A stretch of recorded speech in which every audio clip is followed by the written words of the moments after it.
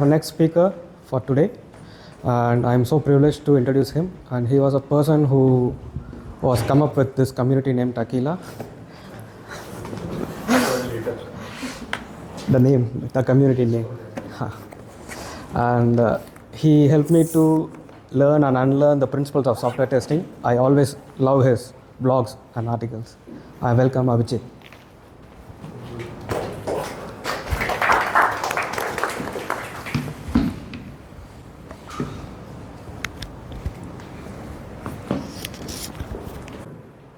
Okay. Yeah, so in the interest of time, I'm going to speed up a bit. So, yeah. Hello, everyone, and thanks a lot for coming today for today's meetup. I'll be talking about dogfooding culture at Carousell. My name is Abhijeet Vaikar. I have been working at Carousell for around 6 years now. I have been part of various domains in this company: trust, external ads, pro sellers, and I'm currently also working as part of the test engineering platform team. Also, I'm the co-organizer of Taqelah. So today's agenda is going to be what we are going to look at what dogfooding is, what are the benefits of adopting this culture and this process in your company, what are the core principles that should ideally guide you when it comes to dogfooding. I'm also going to talk about how we perform dogfooding at Carousell. What are the generic challenges that you will come across when you try to set up dogfooding at your organization? And lastly, how to build a culture of dogfooding at your place. So before I talk about what dogfooding is, I would like to know your opinion or your ideas of what dogfooding is. So can someone tell me what dogfooding is?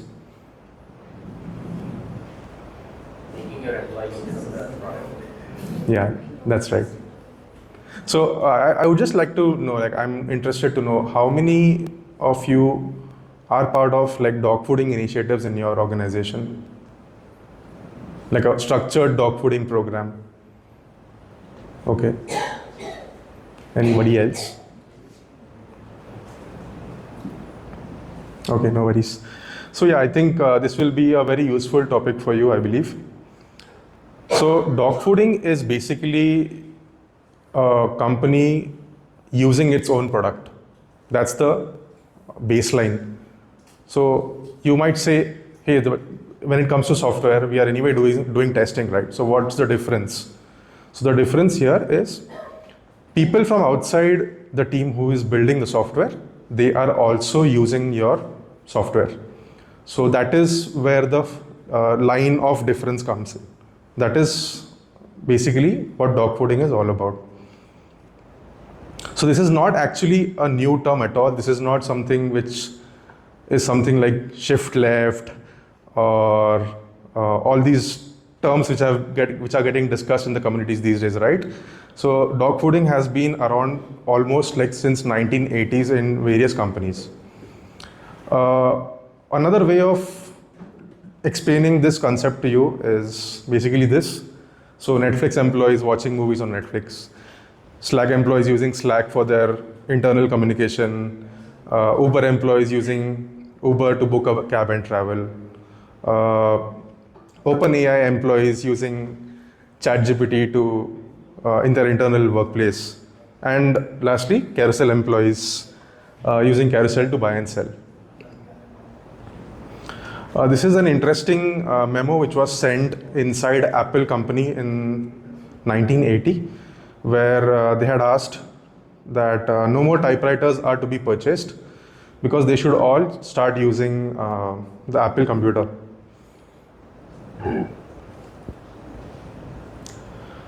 This is another tweet from Sundar Pichai where he says that he has been trying out the new Gmail design for a while. So this is another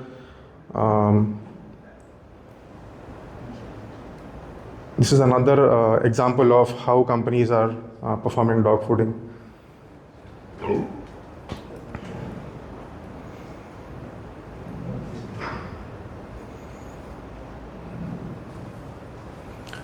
So what are the benefits of dogfooding? One is you get quick feedback. When your employees are using your product, you get faster feedback on whatever issues that are there. User empathy. So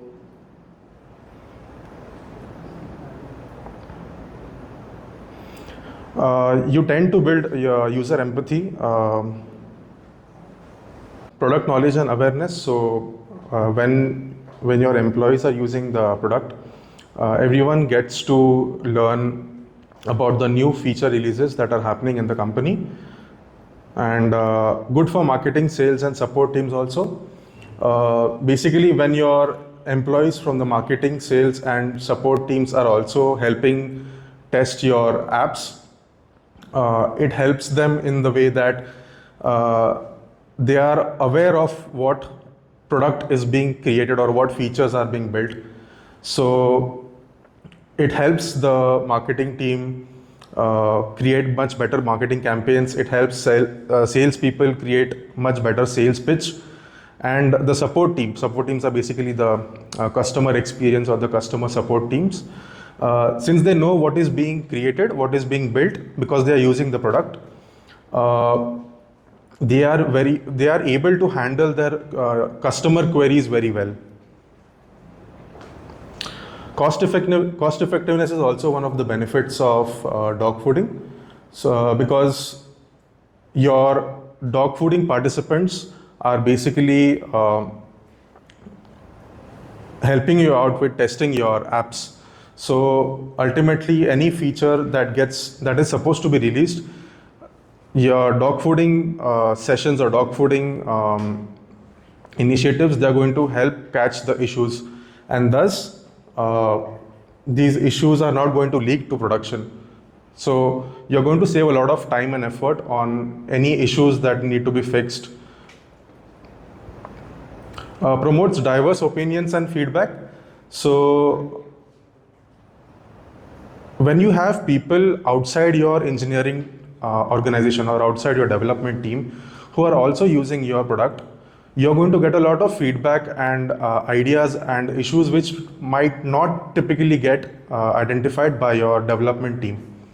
So having this process in place is going to allow your development team to also get feedback from a lot of different people from different backgrounds in your organization.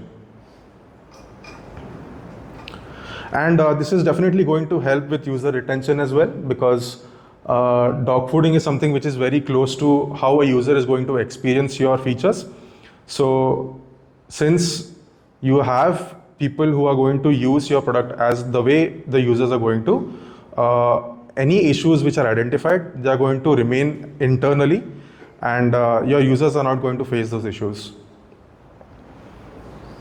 And employee engagement as well, because what is going to happen is that everyone is going to use the product that you are building in the company, and that is basically going to create an atmosphere where everyone feels very connected to the mission and to the product as well, and they also feel invested into the development process or the development cycle that is happening, right?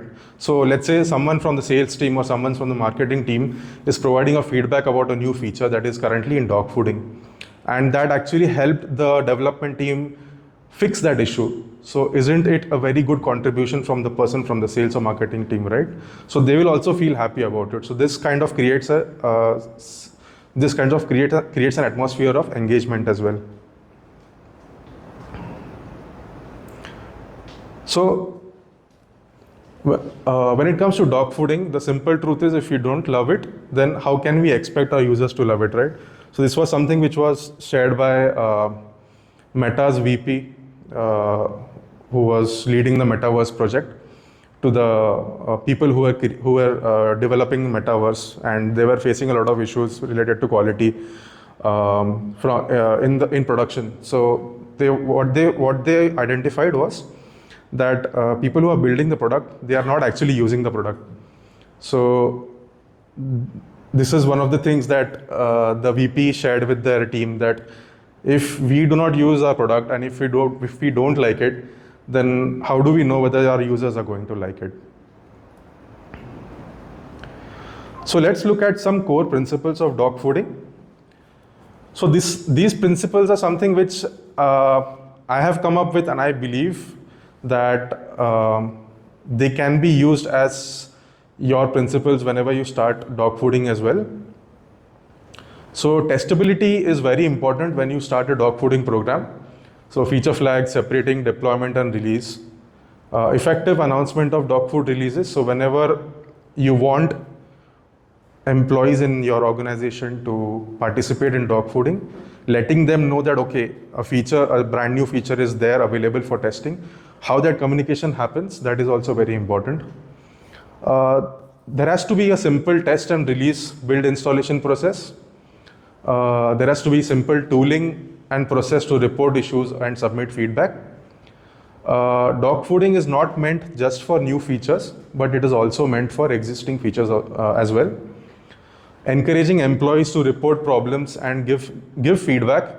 I think this is one of the most important things, because when you want your entire organization to give feedback and report issues, creating that atmosphere of accepting the feedback and the issues is also very important. Otherwise, if you are going to ask people to report issues, but then they have the fear of, hey, what will happen if I report a bug internally to that product team, then that is not a good culture to set up dog fooding as a process.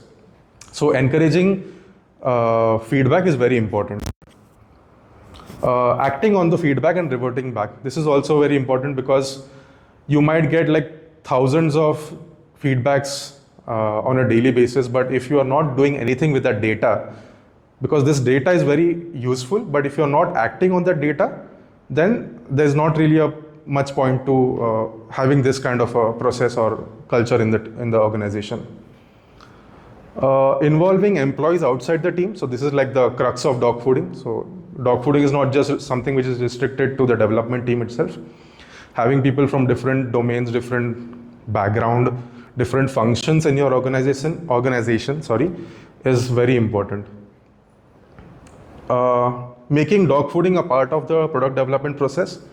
So this is also very useful. So if you do not have like a structured framework or a process wherein you consider dog fooding as a stage in your development life cycle, like if you are a product team, then it's not very useful. So having it as part of your development process it's quite useful.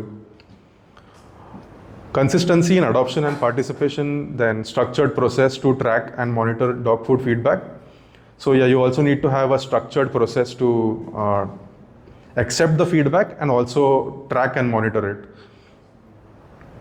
And lastly, I think buy-in from the leadership and founders is also very important, because setting this is not something which is testing that is going to happen inside a small team of software developers and QAs or testers. This is something where you want people outside the engineering and development department to also contribute to reports and bugs and feedback, right? So having this buy-in and alignment from your leaders and your executives is definitely going to help you set up this kind of a culture in your organization. So some quick comparisons between testing and dog fooding, which I mentioned earlier, right? So how exactly, or where do we draw the line between testing and dog fooding?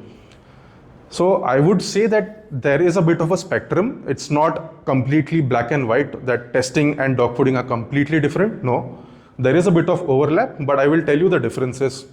So when it comes to testing, the objective and scope is more on identifying all the bugs, doing all sorts of testing, functional, non-functional, whatever it is, the usual stuff that we talk about, right? Then one important distinction is the variety of, or the variables that we have when we are performing testing inside the development team. That variable or variability is going to increase a lot when you perform dog fooding, because you have a lot of different people with different mindset, with different personas, with different devices, with different browsers. They are going to test or help test your functionality internally. So that is one very good benefit that you get if you have dog fooding as a process in your company. Participants, like I shared earlier, the difference is primarily the team versus organization. So it's at an organization level scale. And the timing of dogfooding and testing. So testing, as we know, it's typically throughout the SDLC. We do not really stop testing at any given point of time.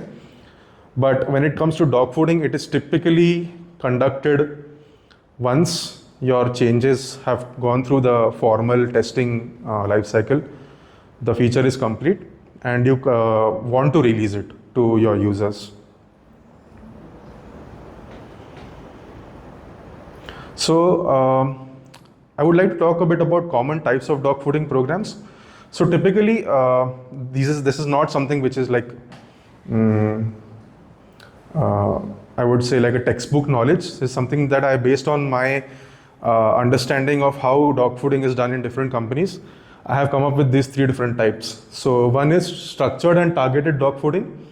So structured and targeted dogfooding is where you intentionally drive a dogfooding program and the participants are selected beforehand. So you know who is going to actually be part of your dogfooding session. Structured and voluntary dogfooding is where you are announcing officially that, okay, we have a new feature and we want to get it dog fooded. And but the participants are not selected beforehand, so it's open to everyone. So anyone can volunteer and help perform dogfooding on the feature.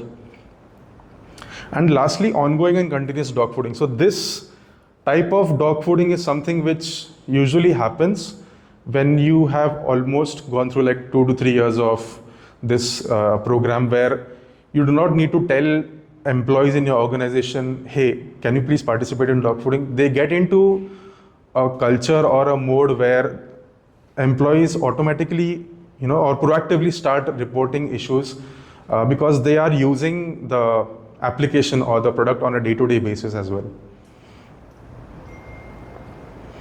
So yeah, the main topic, right?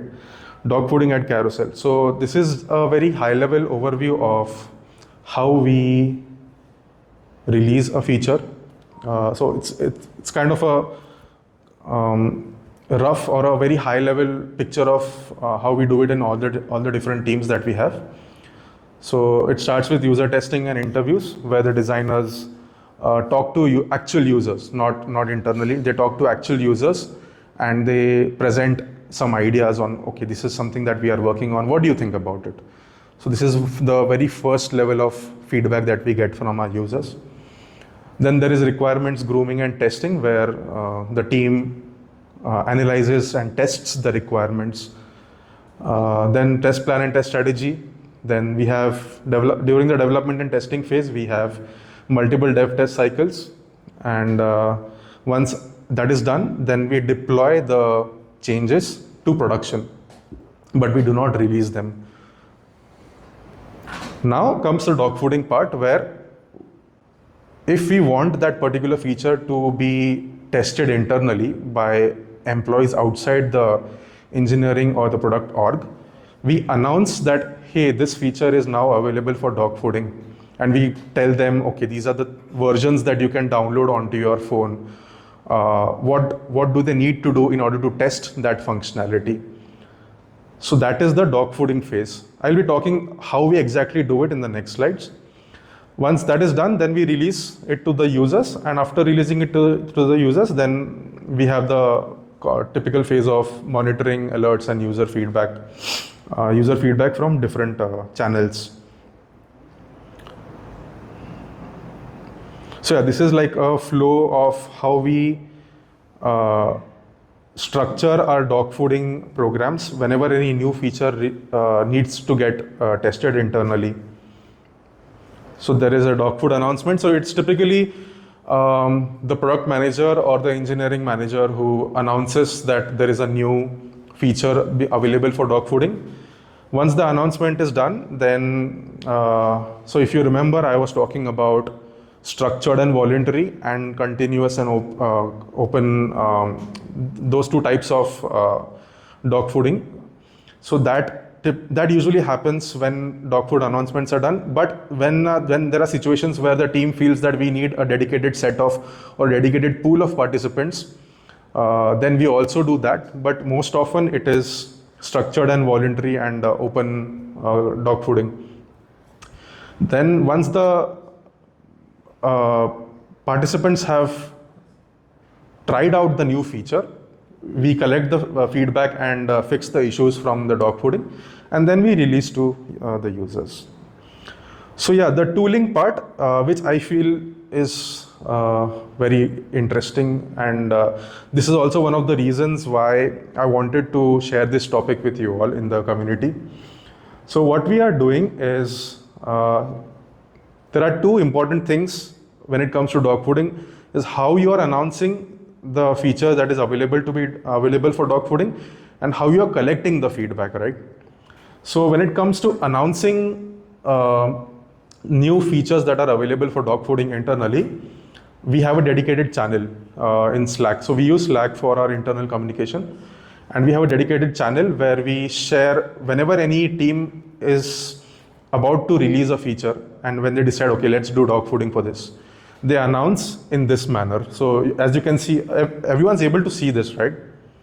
So as you can see, we have announced, one of the product managers from the company, they have announced what feature we are going to release, who should test, what to test, which versions they should install on their phone to test that feature, right? So once the announcement is done, and when people start installing and testing the new feature, they can start giving feedback. So there are usually two ways dog fooding participants give feedback. One is directly inside the announcement thread. So what they do is that they try out the feature, and if they have some questions or if they have some issues that they want to report, they just immediately start the conversation in the announcement thread itself. The alternative way, and which is the most common way that all of us use to report feedback or issues, is we have a Slack bot. So we have created an in-house Slack bot, and that Slack bot is used in a dedicated channel again. So there is another dedicated channel where it is meant only for reporting issues. So anyone in the company can use that Slack bot to submit feedback or report issues whenever they come across any. So this is just an example of feedback that was provided by one of our employees, where they wanted to tell the team who is building this feature that there's something which is not clear in the cell flow.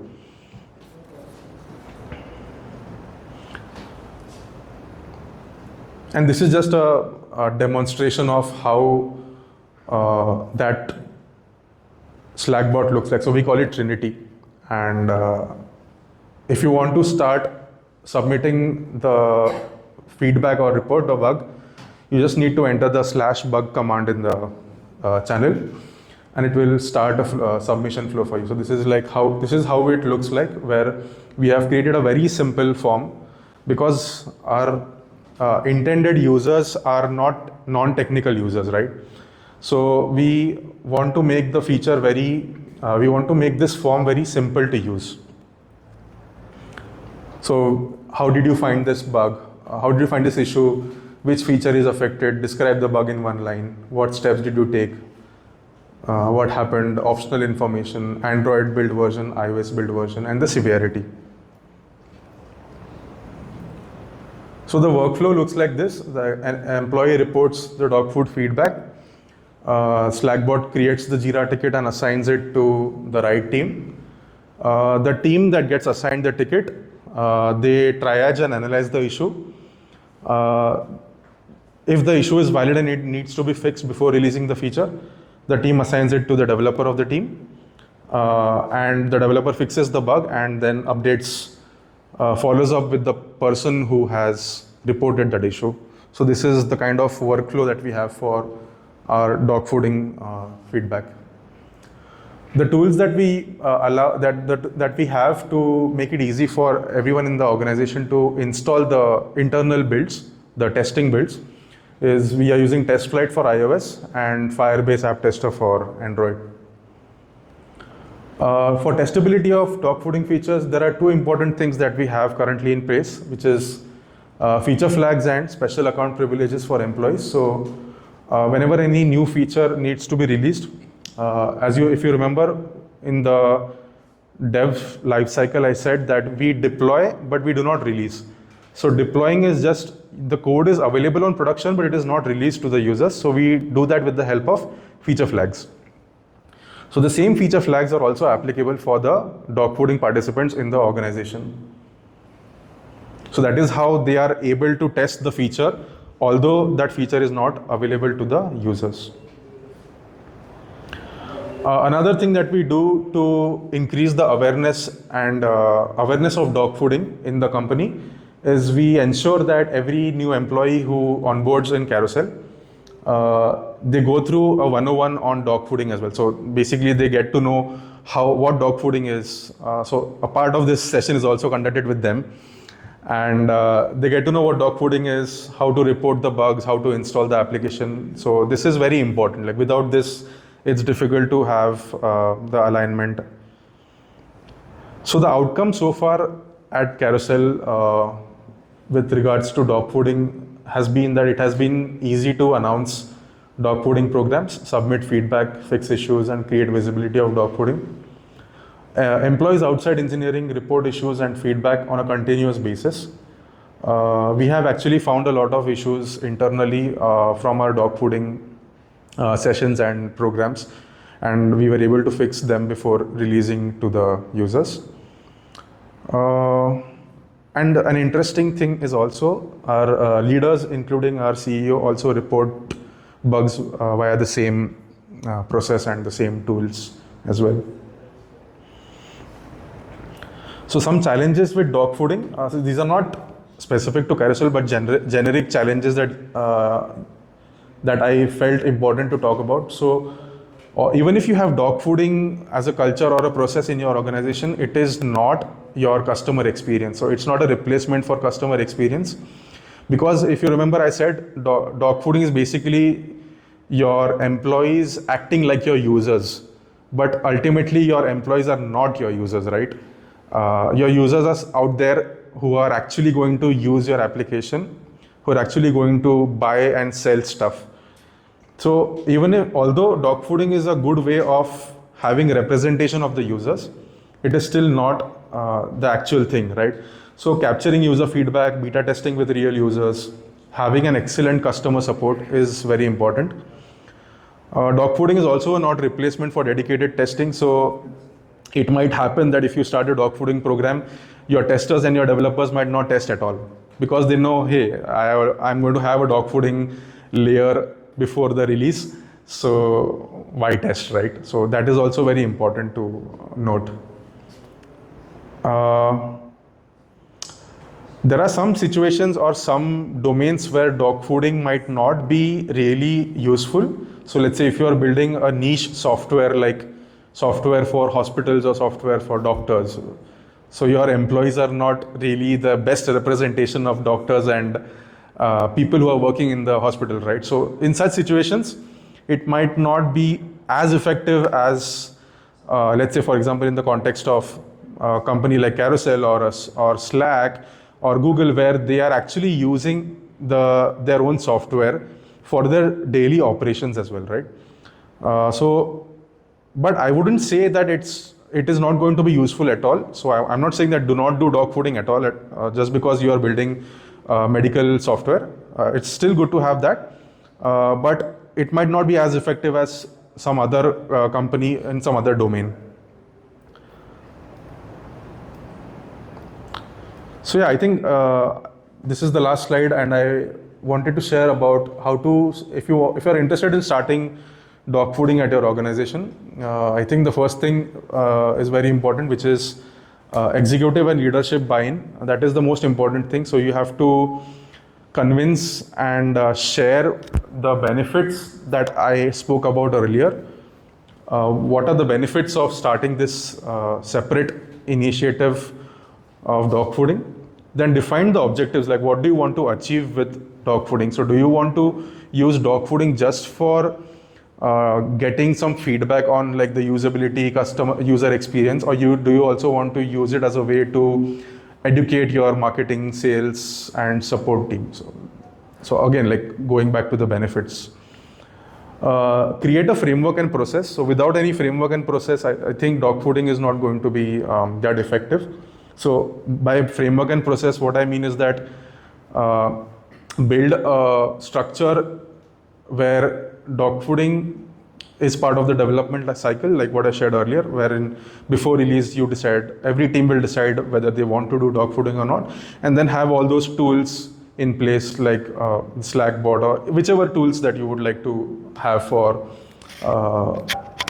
creating a seamless experience for dogfooding. Start small with a pilot program. So I think this is very like a common, I would say, wisdom, that do not immediately expect or roll out the dogfooding program to the entire organization in just one shot. So starts with a small group, like start with just one team or the group of QA engineers or developers itself, and then start slowly rolling out to other departments and functions.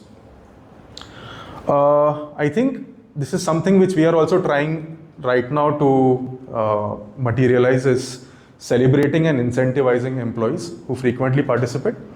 So I think in order to have good participation from your employees in dogfooding, it is also important to recognize the people who are proactively and constantly providing different kinds of feedback on your product, right?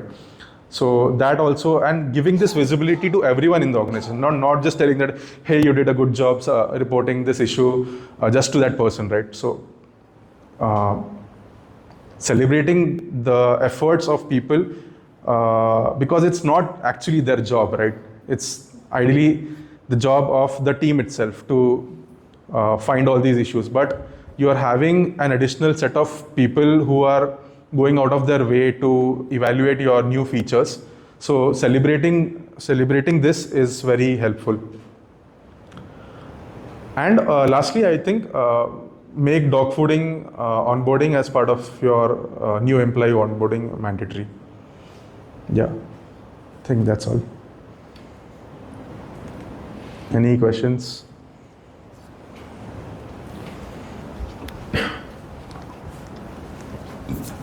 Hi.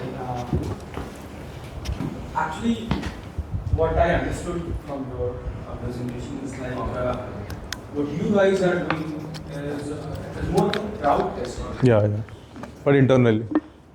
Right.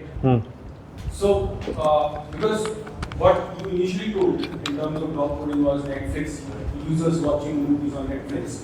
But what you guys are here doing at this point of time, like you are implementing feature flags. You are doing some kind of internal users kind of an alpha testing, okay, and then you outsource it to internally, like crowdsourcing. Yes. Yeah, crowdsourcing. Right? So, I mean, that's where my question was like, is it really crowd testing or is it dogfooding?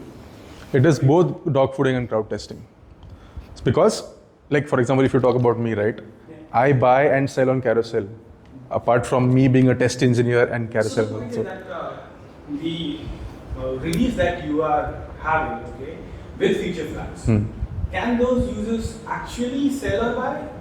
Yeah, they can. The real products. Yeah, they do. Yeah, many. So that's what the thing is, that many employees are also like proper sellers and buyers also on Carousell. Yeah, so I mean that is one thing, but other thing is also which you said, which is crowd. So the cost effectiveness factor that I spoke about, that is also how it helps us. Yeah, I hope I answered your question. Yeah. I was actually under the impression that you guys just replicate that. Sorry, I didn't understand. It means like that you simulate the buying and selling, but you don't actually buy or sell. No. It's proper end-to-end testing that we do. Yeah. On production. On production. with the feature flags. With feature flags in place, where only the employees can see that new feature. The users cannot. Get extra benefits. Yeah, you can say. My question is about all the examples you have given, right? It's more on product-oriented companies, right? So they have their own product and they can use. But how come it helps service-oriented companies, right? We will be building different products, Yeah. and we will not have access to all those products, and the user base will not be same. So do you have any suggestion, like how can we try it? Yeah, for service companies, but when it comes to service companies, you are ultimately providing services to some clients, right? So, I mean, my experience has been very minimal when it comes to service companies. But as far as I know, like, for example, I worked with some, when I was working in Cognizant, I worked with some clients which were also like software development companies. And if they have a dog fooding program, I could be also a part of it. Right? So your question, is it more towards how can service companies start a dog fooding program internally in the organization or for their clients? Maybe internally the organization, like before we release to client, right? So how do we try it? Oh. So does that need to be dog fooding? Like it could just be something as simple as bug bash, right? So you know bug bash, right? Wherein it's not just the tester and developer testing, but it's basically the entire team. So we have something similar as well in Carousell, which we call as team test party. So it's not actually party, but we call it team test party, and everyone in the team, like designers, product managers, engineering manager, all the developers, all the test engineers in that team, they sit for like dedicated 1-2 hours and they test a new feature change. Yeah, so something like that, I guess, could be what you're looking for. We used to do exploratory testing.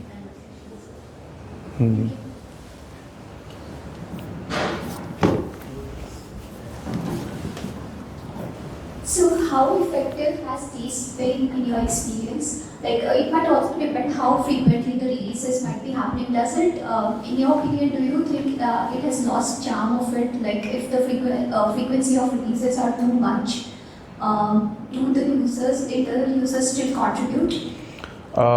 So basically that's what I said. Like right now, the mode of dog fooding that we currently have in the organization is the last two types of dog fooding, which is structured and voluntary, where we do not force someone to come sit and test out the feature. We announce and we do not make it like a mandatory thing for people to come and test. So that is one. The second one is, which is basically the continuous and open dog fooding. So since what you're saying is like the frequency of releases, right? That's absolutely right. Like right now, we do a lot of releases. Just in 1 week, a lot of teams do a lot of releases, right? So sometimes it also depends on the team whether they would like to do dog fooding or not. Let's say if they have a deadline, which cannot be compromised at all. So then in that case, they might not take the decision to dog fooding. So I'm not saying that dog fooding is like a mandatory step that each team strictly follows. Let's say if the team has the time and it is also releasing a very critical feature, then we definitely go for dog fooding. But in case if there is no time at all, then there are other ways that we try to mitigate that. Let's say, for example, by doing more rigorous team test parties that I spoke about right now, where we have, which is basically the first type of dog fooding, structured and targeted. So we involve people from outside the team, like specific people from marketing, people from support, people from other departments. So we invite them into our team test parties, and thus we get that variability of test conditions, devices, and all these things as well. My second part of the question is this: that although it is like outside the team, but still the people who are testing it, they can be biased, especially because they are the users. They are actually working in the organization. So they might think in a set detection Agree. that this is also biased. So the question actually is this, that how effective has this been in your experience? Like, were there really good outputs because of dogfooding at Carousell? In my opinion, yes, there have been, but it's not consistent. That's what I'm saying. Because we, like what I said, right? Right now, we do not have like a way to involve participants for every single dog fooding session that we conduct. So, in terms of effectiveness, yeah, sometimes we do get a lot of good feedback, sometimes we don't. Yeah.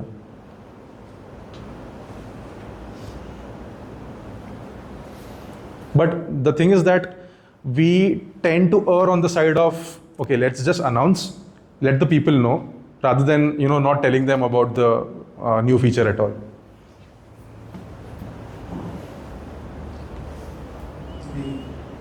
Question? It's like you go for the last question.